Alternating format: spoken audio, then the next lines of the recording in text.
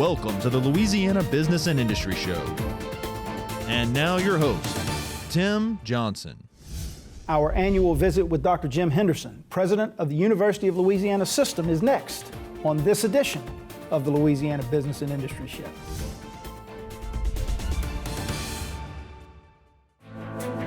Louisiana businesses, by partnering with your local community and technical college foundation, you're guaranteed a skilled, highly competent workforce, homegrown talent, trained specifically to meet your needs, whatever those needs are. Visit this website to learn more about how to partner with your local Louisiana Community and Technical College Foundation. To better prepare for tomorrow, become a partner today. At Optimal, we understand what's at stake during your projects. That's why we value integrity, trust, and expertise. We retain proven and experienced craftsmen, and with multiple locations, we can execute hundreds of customized project solutions across the country, so you stay ahead of schedule and under budget. At Optimal, you come first, plain and simple. We have your back, and we always deliver. Experience the Optimal difference. Are you a licensed contractor? There's lots of good contractors in Louisiana doing work the right way, but unfortunately, too many unlicensed contractors are working outside the licensing requirements. Working as a contractor in Louisiana requires a license for the company doing the work. The Louisiana State Licensing Board for Contractors wants to help you get licensed to allow you to conduct work legally. It's not difficult to get the license. We can help you. Go to lacontractor.org for more information. Licensed contractors, it's the law. For 8 seconds in the arena before an afternoon in the field. For a promise to students that honors success in the classroom. For championships earned on the bayou. For innovators committed to reclaiming our coastline. The Universities of Louisiana. For your future. For our future.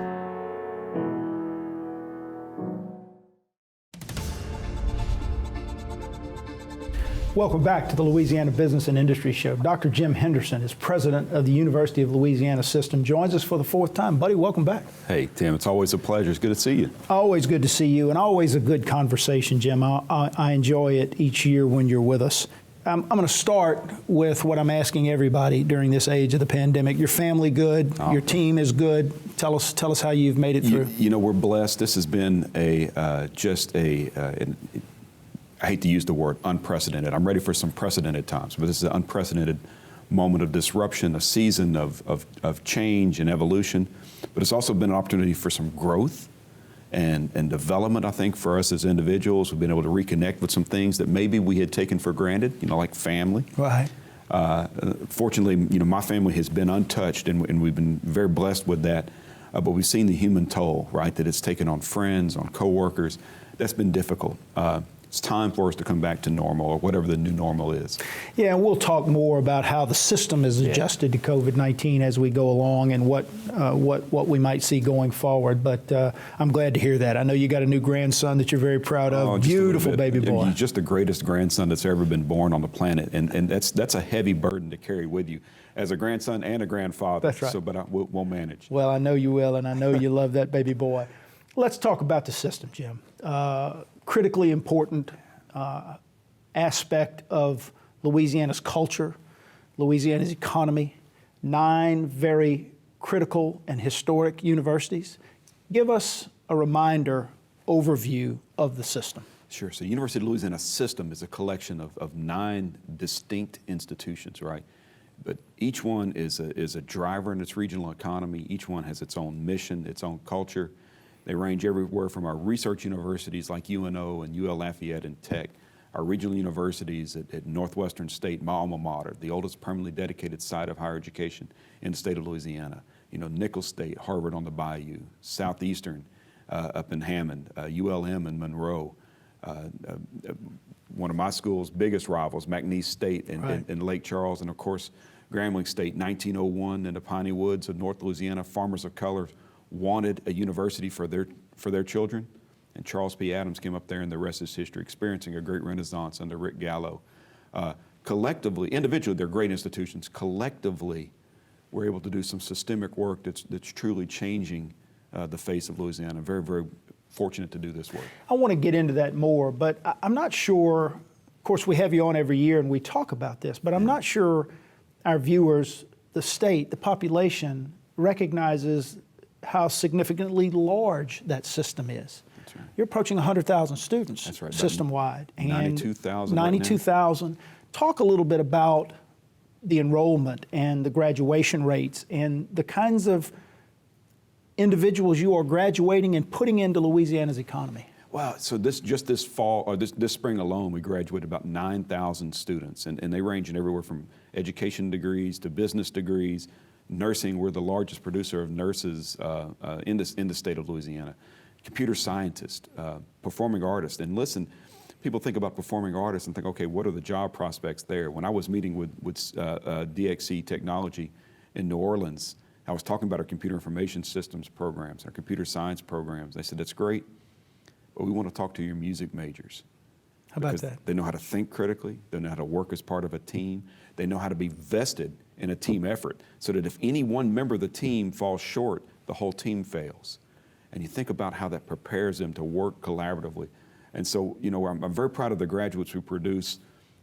And each school has its own flavor in producing those graduates. And it's fun to go to different graduation ceremonies, and you can just feel the difference in culture, feel the difference in the graduates. The one common thread is they're all prepared for the future of work.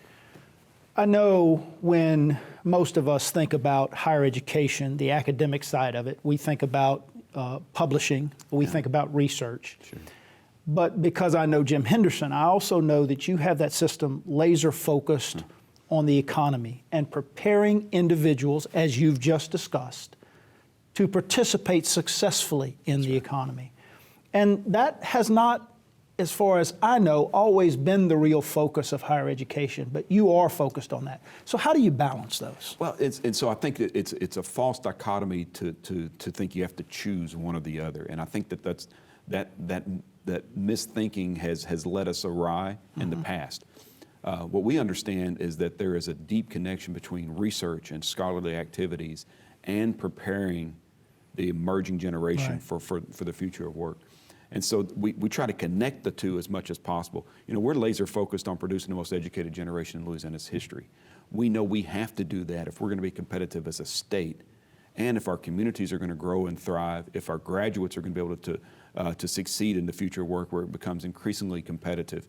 And so that research component, the teaching and learning component, and talent development are all really just three parts of one common initiative to drive economic growth in Louisiana.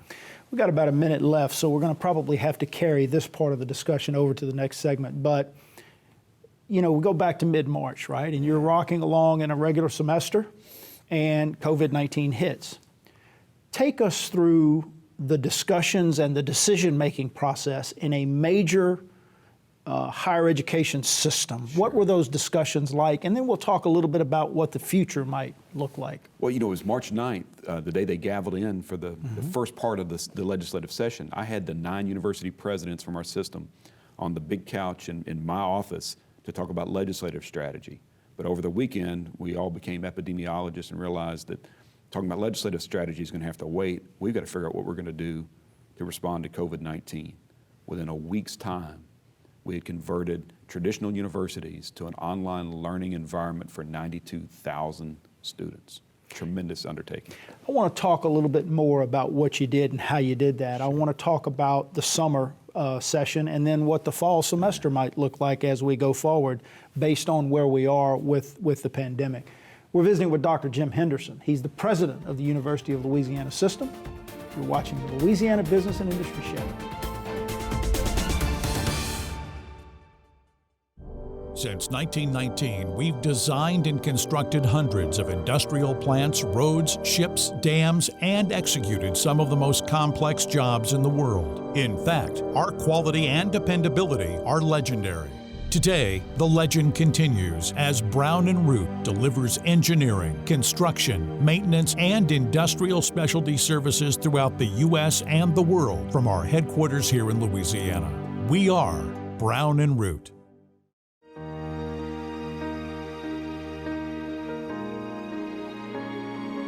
We are united in battle to defeat a microscopic enemy. Manufacturing chemicals that safeguard lives. Refining essential fuels. Delivering in a world of uncertainty.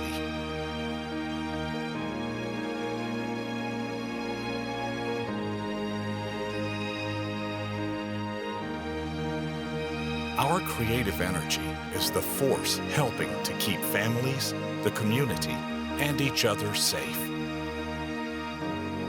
Together, we are Shell, the rhythm of Louisiana.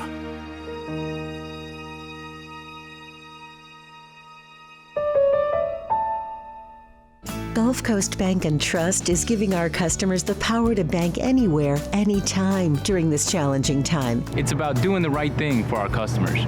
We're right there with you. Gulf Coast Bank is invested in technology with a local touch, a smart way to manage your money and your time. With our mobile banking app, you can make deposits, check balances, transfer money, pay bills, and more. Gulf Coast Bank and Trust, the bank that cares about you. Member FDIC. Message and data rates may apply. Welcome back to the Louisiana Business and Industry Show. Dr. Jim Henderson, president of the University of Louisiana System, is our guest. So we talked at the end of the last segment, Jim, about how almost overnight you and the 9 university presidents in your system became epidemiologists. You learned a lot about converting your system to an online environment with 90,000 plus students. That could not have been easy. Oh, it was probably one of the most logistically challenging operations that we've ever undertaken as a system. Could not have done it without the work these last 3 years developing this notion of system, right, of 9 distinct institutions, right, but working collaboratively. So that helped, it laid the groundwork. But if you really want to start giving credit, you have to go to the faculty and staff at these institutions that did the Herculean task of a total transformation of the operation.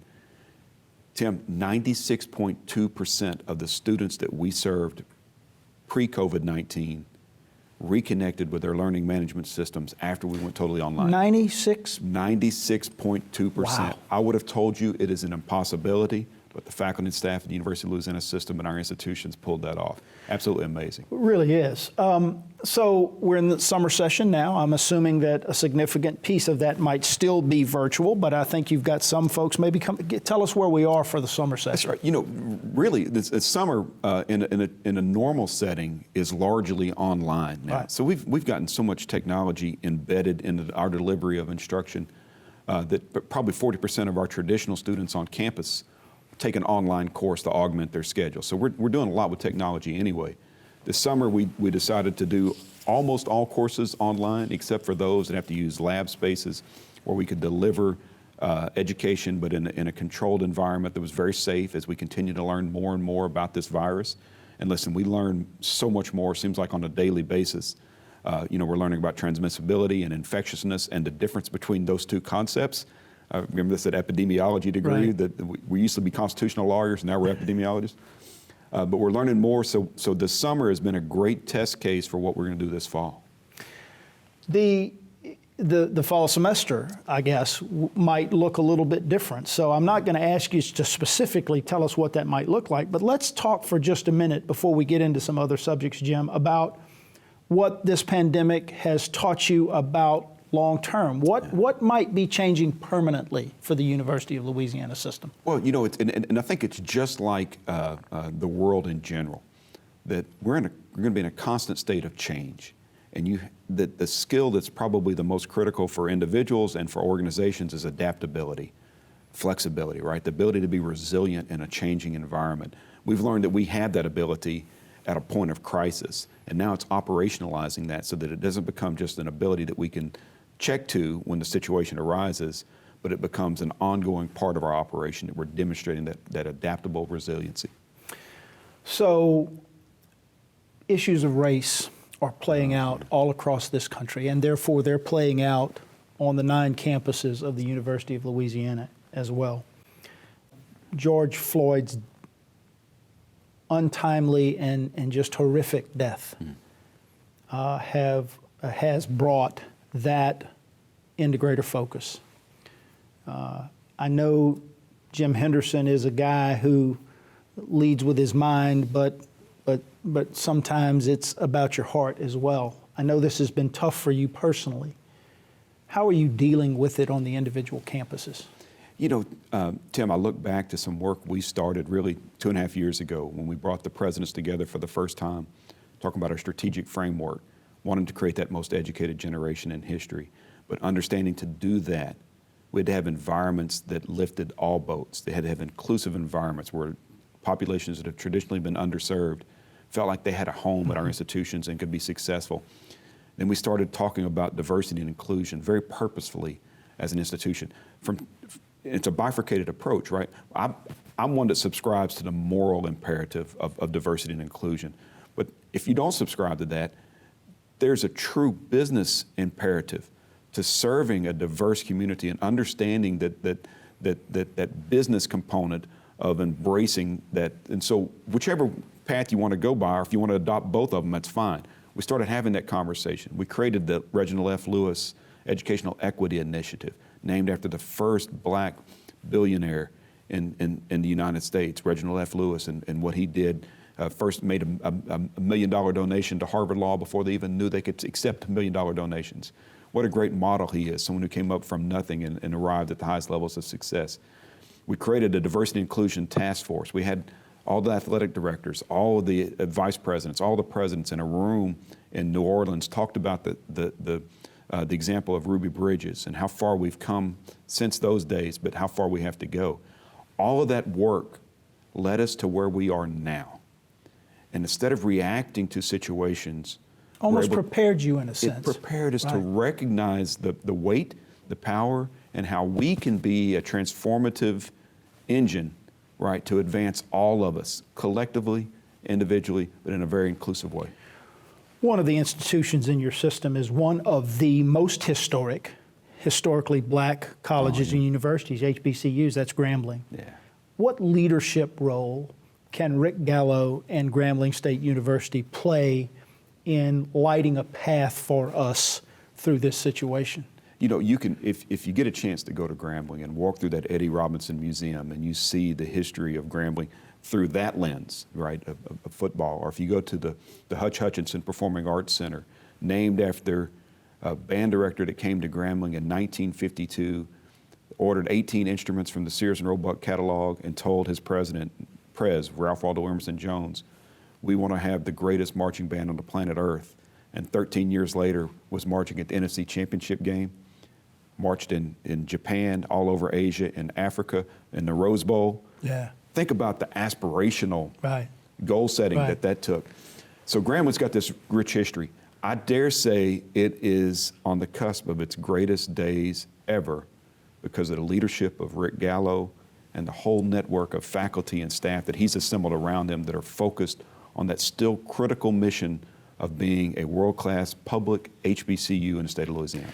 The transformation that's taking place there is just miraculous, and it's going to have profound impacts, not only on lives, but on the economy of North Louisiana specifically and all of the state. Let's take a break. Lots more to talk about. We're visiting with Dr. Jim Henderson. He's the president of the University of Louisiana System, and you're watching the Louisiana Business and Industry Show.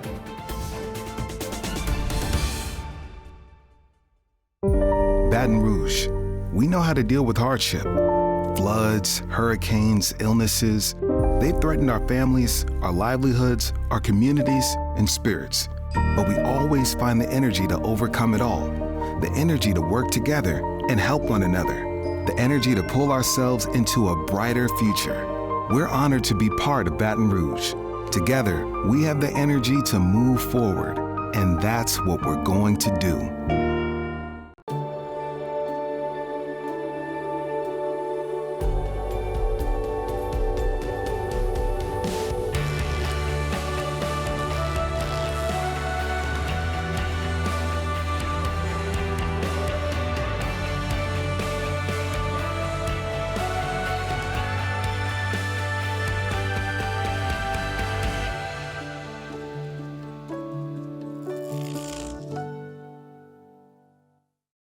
XL Modular Scaffold, a Bartlett Group company, is an innovative leader in the scaffold services industry with a strong following of loyal customers in the refining, petrochemical, chemical, and nuclear industries. XL Modular Scaffold, a Bartlett Group company, is an innovative leader in the scaffold services industry with a strong following of loyal customers in the refining, petrochemical, chemical, and nuclear industries.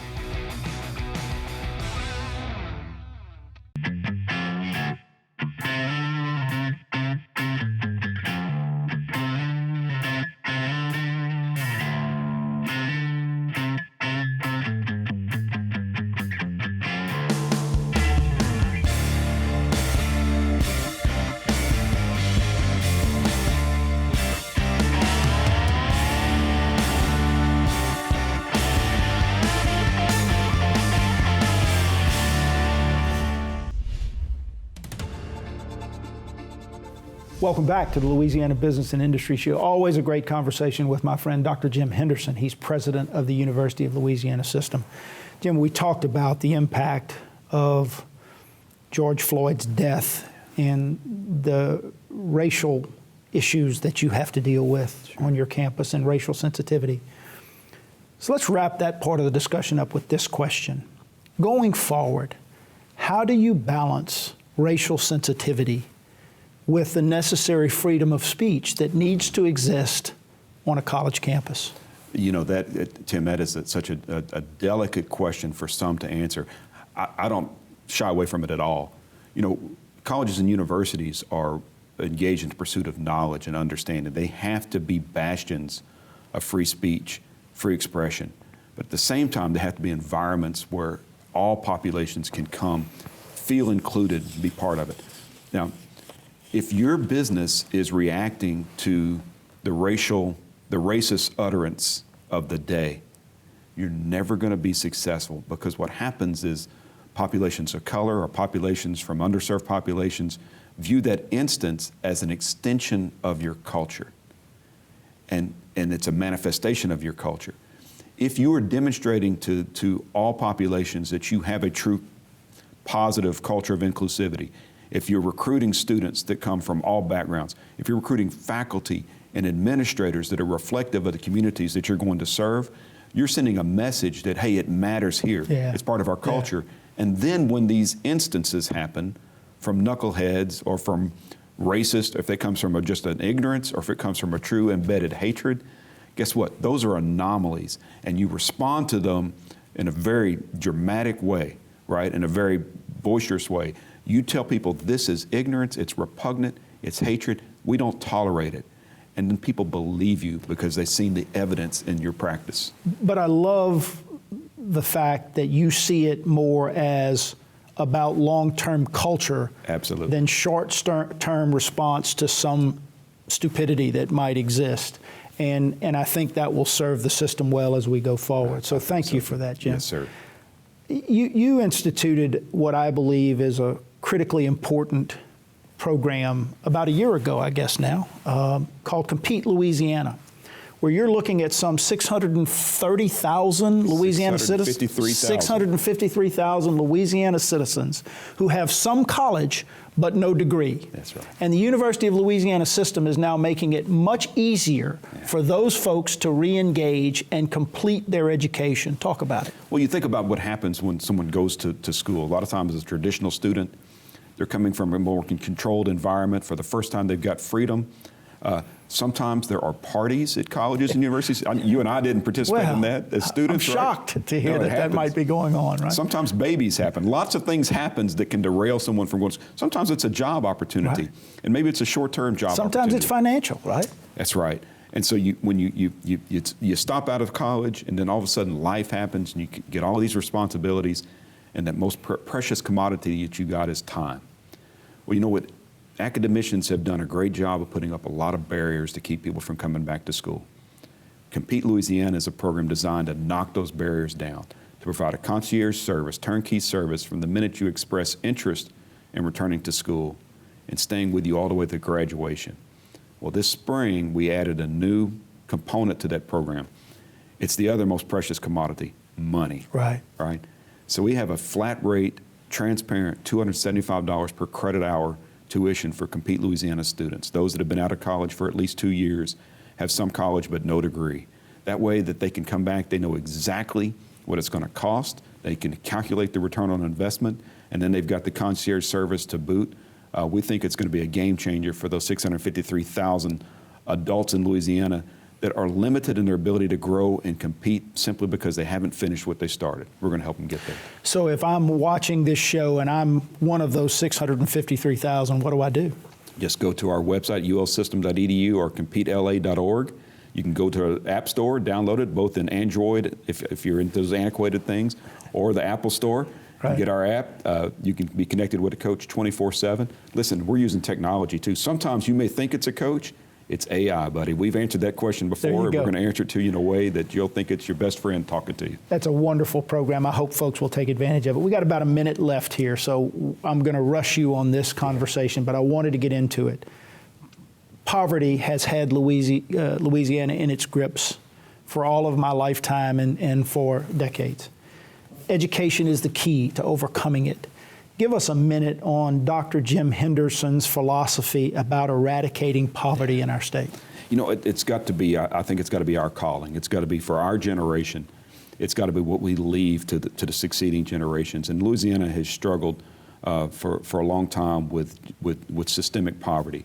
But there's a lot of things that are happening, right, in the environment. Technology is providing new opportunities, right? We're understanding more and more about how to serve populations that come from different backgrounds.